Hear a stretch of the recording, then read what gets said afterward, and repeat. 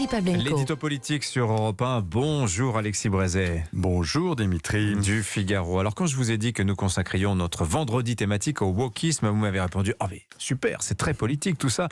Pourtant cette question du wokisme, on n'en a pratiquement pas parlé pendant l'élection présidentielle. Est-ce qu'on ne joue pas à se faire peur avec des thématiques urticantes certes, mais qui restent électoralement marginales?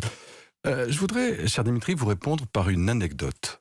Alors, ça se passe au Figaro dans les années 2013-2014, et deux journalistes que les auditeurs d'Europe 1 connaissent bien, Guillaume Perrault et Vincent Trémollet de Villers, font appel pour le site et les pages du journal à un jeune essayiste à peu près inconnu.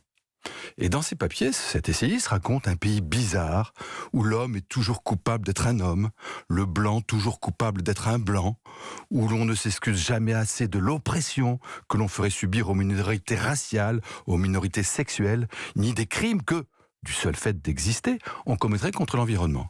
Ce pays, c'est le Québec, et cet essayiste, vous l'avez reconnu. C'est Mathieu Bock-Côté. Voilà, qu'on connaît bien sur Europe 1. Oui. Et à l'époque, nous, on trouvait ces articles passionnants, un peu effrayants, étourdissants d'humour, d'érudition, mais enfin, quand même assez loin de nous. Et on en plaisantait avec lui, on disait, écoute, dans ton pays, c'est vraiment des dingos, heureusement, les Français ne sont pas si bêtes, tout ça n'arrivera jamais chez nous. Et Mathieu, avec cet accent inimitable, que donc je n'imiterai pas, s'emportait, disait, mais non, détrompez-vous, dans moins de 10 ans, ces folies auront traversé l'Atlantique, vous verrez. Et nous rigolions de ces marottes. Mais nous avions tort, et il avait raison. Parce qu'aujourd'hui, la nouvelle religion victimaire est partout, et évidemment, elle a fait son nid dans les partis politiques. Voilà ce qui se passait sur les campus. Désormais, nous vivons tous sur le campus d'une certaine manière. Je vois où vous voulez en venir, Alexis. Vous allez vous en prendre à, par exemple, l'écoféminisme de Sandrine Rousseau, qui veut interdire le barbecue, symbole de virilité toxique, comme elle dit. Oh non, loin de moi cette idée, au contraire. Vive Sandrine Rousseau, elle est formidable, Sandrine Rousseau. Il en faudrait davantage comme elle. Elle est tellement excessive, tellement caricaturale, tellement arrogante, tellement sectaire, qu'à force de dénoncer ses camarades, elle finirait par rendre anti-woke un congrès entier de la NUPES. Pardon, il me semble qu'il y a beaucoup plus insidieux que le wokisme virulent de Sandrine Rousseau. C'est le wokisme hypocrite, par exemple, de Pape Ndiaye, le ministre de l'Éducation, qui, ces jours-ci, a attendu d'être à Washington pour critiquer la France, selon lui incapable d'affronter, je cite, les questions ethno-raciales parce que, je cite encore, l'extrême droite y est puissante. Mais, Dimitri, est-ce que vous vous rendez compte de l'invraisemblable retournement ?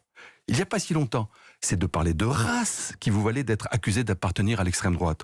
Aujourd'hui, c'est quand vous vous y refusez au nom de l'universalisme républicain que vous encourrez les foudres des nouveaux bien-pensants. Mais c'est fou. Vous pensez vraiment que tout cela finira par avoir une traduction électorale, Alexis ? Écoutez, moi je ne vois pas très bien comment une vague idéologique aussi puissante n'en aurait pas. Cette vague, elle a submergé l'université et noyé Sciences Po. Elle a déferlé sur les médias dits progressistes, où une jeune génération de garde-woke, comme on disait garde-rouge, fait désormais la loi. Elle a envahi l'école, où dès la maternelle, on apprend aux puéricultrices à déconstruire les stéréotypes de genre. Elle est portée par les réseaux sociaux, les plateformes numériques. Elle s'est même installée au cœur du système, dans les départements RH ou les services de com des grandes entreprises capitalistes. J'ajoute qu'elle a aussi changé notre façon de parler. Vous savez, l'exaspérant toutes et tous, le ridicule celles et ceux. Elle prétend en outre, changer notre façon d'écrire en imposant son affreux point médian.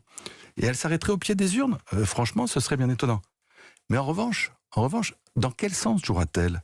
C'est une toute autre question qu'on peut se poser. Regardez ce qui s'est passé en Italie. Il ne vous aura pas échappé, cher Dimitri, que le rejet de l'immigration, la lutte contre l'idéologie de genre, l'exaltation de la famille traditionnelle auront compté parmi les principaux ressorts de la victoire de Giorgia Meloni. Oui, la vie politique est un éternel balancier. Merci beaucoup, Alexis Brézet. Je signale la une du Figaro ce matin, la hausse des taux d'intérêt secoue le marché immobilier. Merci à vous, Alexis. Bon week-end.